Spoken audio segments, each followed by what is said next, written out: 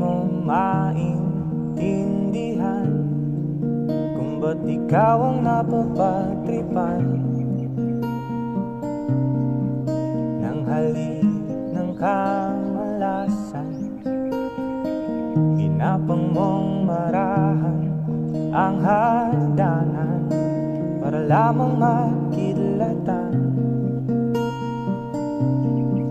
sa kaitaas-taasan. Ngunit kaibigan,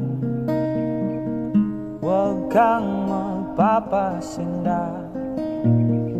Kaibigan, easy lang sa iya.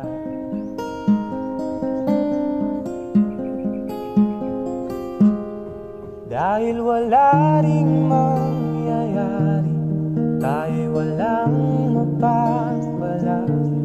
Huwag mong pigilan ang pagbuhos ng ulan.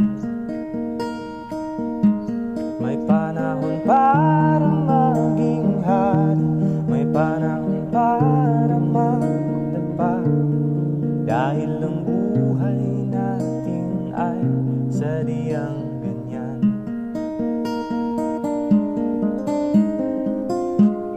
Umaaraw